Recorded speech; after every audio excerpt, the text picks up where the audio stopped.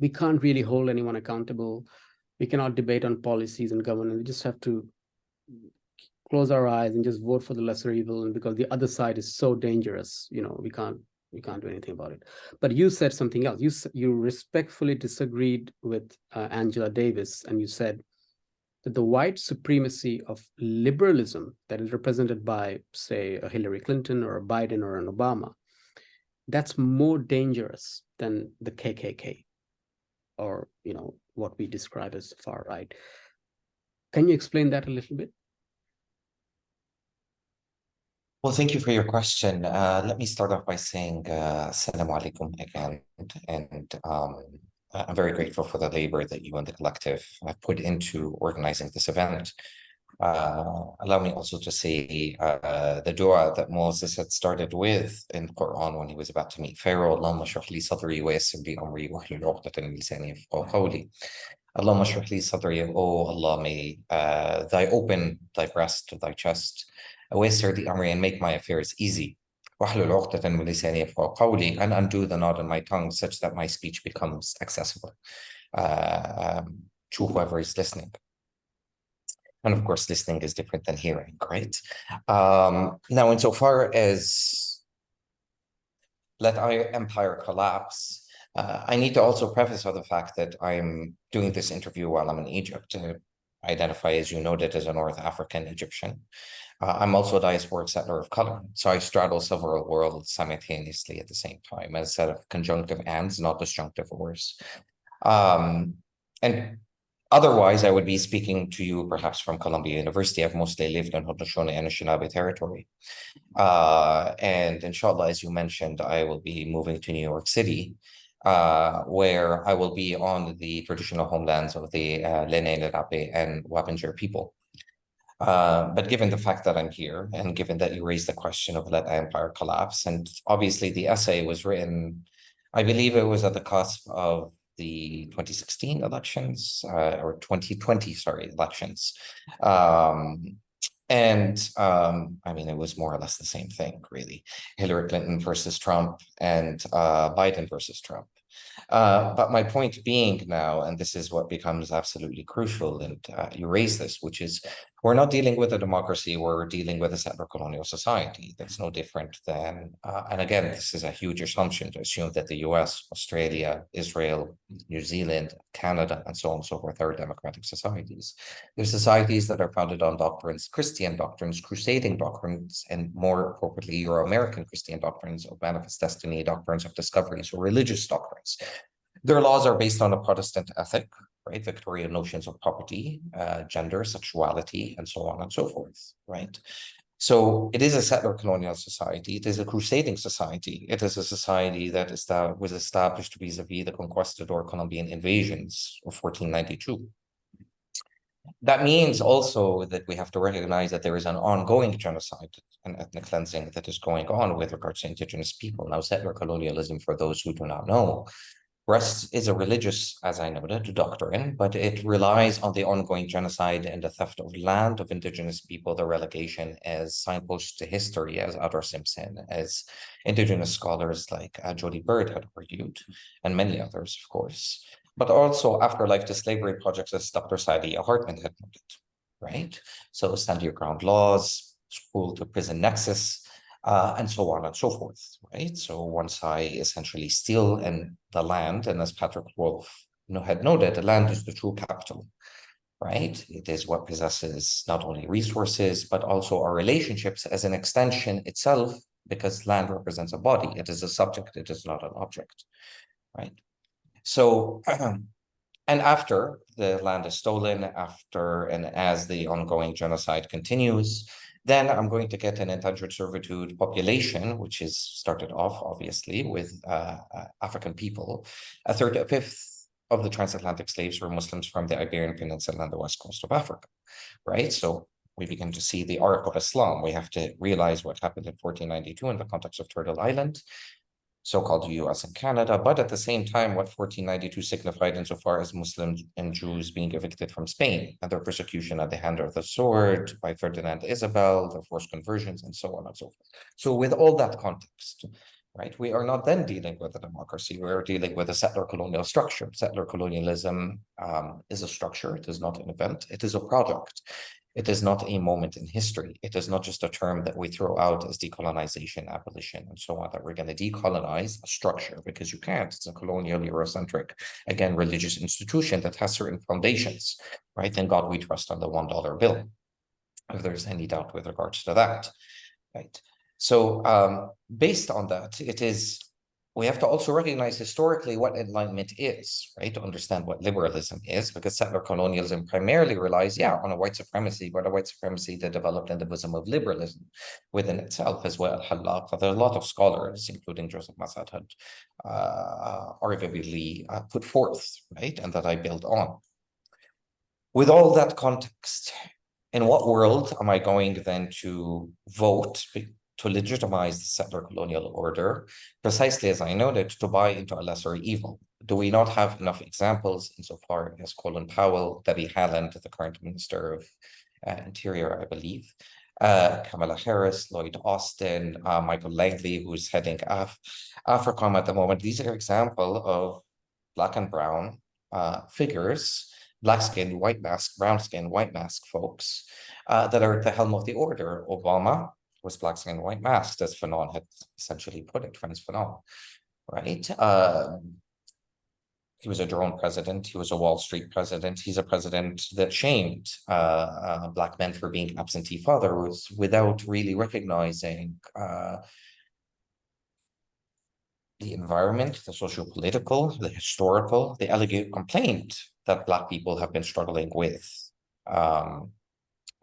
since their conscription into empire, right? Of course, it did not begin simply with Debbie Haaland and Kamala Harris and Obama and Colin Powell. I mean, we can go back even to the 1800s and look at Charles Curtis, who was the first Native American, quote unquote, Native American. We have to be very cautious with regards to these terms, the hyphenated American, because the only American that doesn't have to hyphenate their term is the white American. They don't call themselves white Americans because they are assumed to be the Native American, right? Meanwhile, the Asian American, the Native American, the Arab American, the Black American, and so on and so forth, the Muslim American has to hyphenate, right? As a project of assimilation, as a product of buying into white civilization, right? That is the degree of indignity, of the absence of imagination. And if there's anything that we need to do, and I might say this a few times, is that we need to relearn how to redream dangerously as BIPOC people, because of the degree of indignity and disrespect and the lack of vision and the lack of historical imagination, at least in the contemporary that we've had, right? Besides assimilating into empire. But then what empire am I assimilating into? Because once I begin to participate, and there was an article and a beautiful essay that, forgive me, I don't recall the author of, but certainly they were an indigenous individual. Voting is not a kind of harm reduction. That was the title of the essay, right? And it's not a kind of harm reduction because we have to ask at what it's, number one, it legitimizes the dominant order of settler colonialism. That means I actually subscribe, I accept, and that I condone the fact that it's a democracy. Meanwhile, as I've been saying for the last few minutes, that it's not.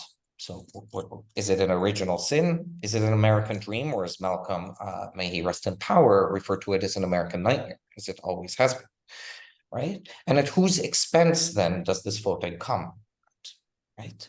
So ultimately, is naming a bunch of national parks, renaming a bunch of streets sufficient as a decolonial gesture? Absolutely not. What does that absolutely mean when, again, we have movements as land back? It is ultimately hypocritical for Muslims in particular in the diaspora, and I've said this numerous times, when we go out onto the streets, and I absolutely agree with direct action and scream out at the top of our lungs, free, free Palestine, yet we are Zionists on stolen land. How many of us have actually spent time with indigenous people, spoken to them, broken bread with them, gotten to know them, sat down around the campfire with them, and exchanging stories, insofar as they being our kin, and the relationalities that we have in relation to one another as dispossessed others, right? So this isn't new. We have examples, as I noted, as Charles Curtis, as I started to say, the first Native American, and he was the vice president during Herbert Hoover's term in office, right? So at whose expense then is voting coming about insofar as legitimizing this dominant order? Obama basically looked at the abyss. This is the Middle East during his reign, looked what he had done insofar as Libya, what he had done insofar as even during the reign of Mubarak in the first 18 days, in which he actually extolled the Egyptian people, that Mubarak would no longer run again. And the videos and the audios absolutely exist. The same thing with regards to certainly Joe Biden and Hillary Clinton, all who insisted that the Egyptian people, as much as they had the right to go out into the streets, that ultimately Mubarak would not engage in some nepotistic order where he would have his son come in his place down the line, and that Egyptians should be patient and that reform is on the way. It wasn't until ostensibly Mubarak's third speech that even the Egyptian public began to engage in a different imagination, because again, the illusion that Mubarak would leave was something that was beyond the realm of possibility for a lot of Egyptians. But nonetheless, Empire had said that, it's okay. Leave Mubarak in power. And I believe he was in his late 70s, even 80s at that particular point in time. But nevertheless, there was a certain collusion that was there, right? And look at what happened as a consequence insofar as Syria and the proxy war, because Syria is not a civil war. And it's quite shameful that that term continues to be used by mainstream media, by individuals, be it Syrian, be it just individuals in the global south, even individuals in the global north, right? So this becomes really the dilemma of voting, and how voting is not a form of harm reduction when it is the endless postponement in a certain Kafkaesque kind of way of judgment. Right? We see now empire is collapsing. We saw the false binaries that exist in the world. As a Muslim, am I supposed to choose between a crusading Zionist Wahhabi alliance on the one hand, or at the other hand, a totalitarian Chinese, Russian, aspiring axes on the other? Are these my choices as a Muslim?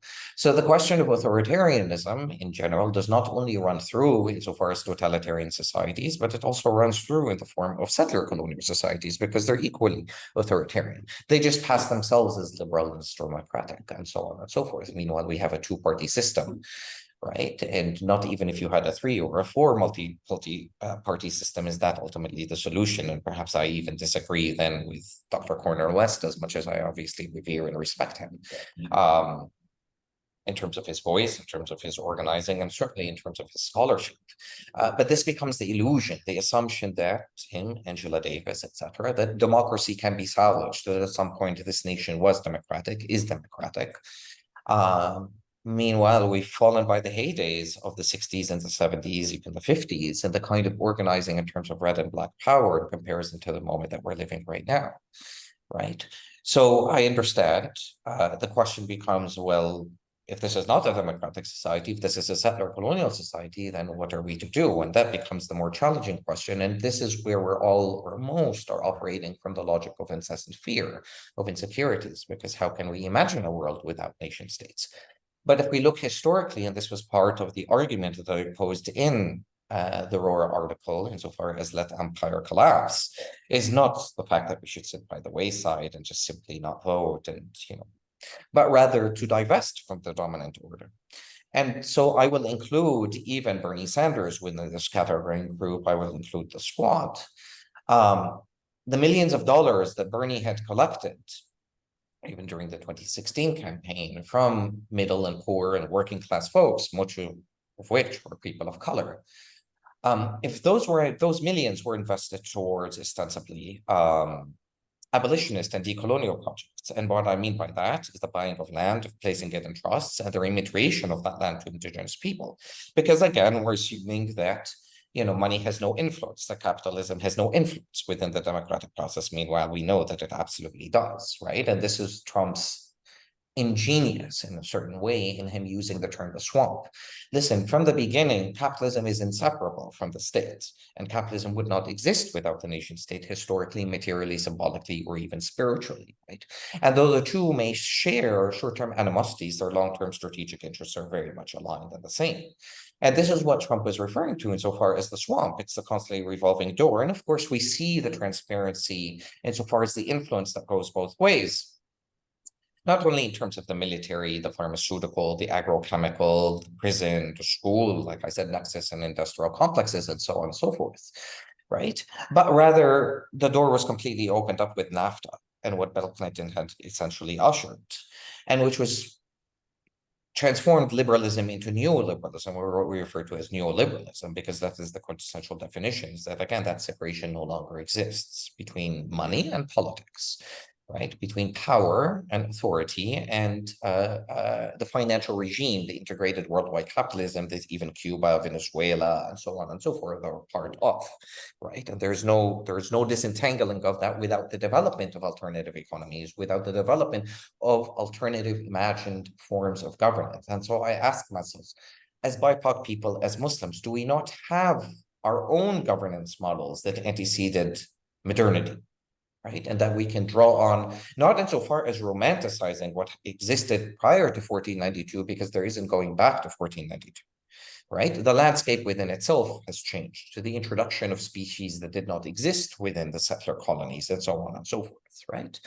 But rather the extraction of the ethical political commitments that informed our spiritual, our cultural traditions, our governing orders, and the extrapolation of them into the contemporary present. So there are several things, including this. I also pointed in that particular article, insofar as the difference between fascism and totalitarianism. You see, a point that I bring up in the article and that I build up on insofar as the book that is based on my MA thesis that was written in 2009, and forgive me if I'm prolonging insofar as answering the question, but I do feel it's quite fundamental and it will allow us to get to the heart of matters, perhaps in the conversation and discussion, when we talk even more nuance in detail. Is the difference between fascism and totalitarianism, right? Which I discuss in this article.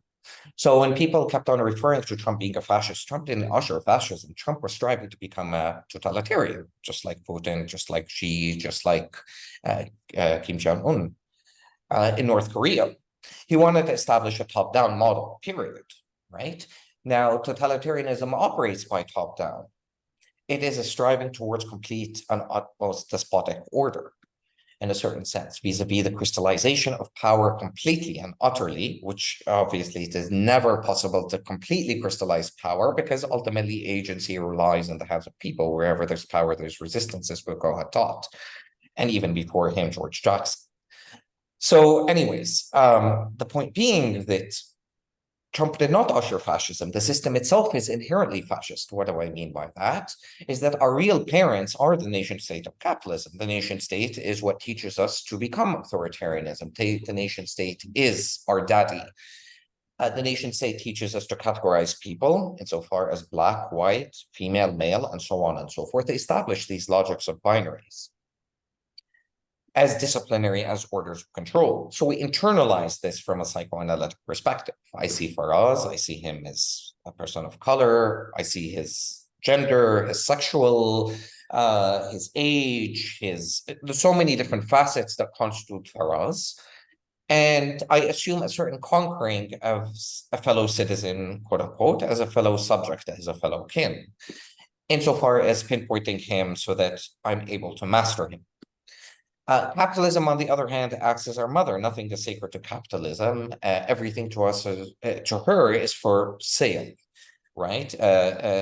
Queer love during pride parades, a Che Guevara on a t-shirt, a symbol of anti-capitalist resistance, right? To be bought and sold on our market. So our emotions, our love, our political orientations, nothing is sacred to capitalism. Who then of us is not materialist and doesn't engage in materialism on some level and individualism, giving our weaning with these two parents, right? So the system itself is fascist.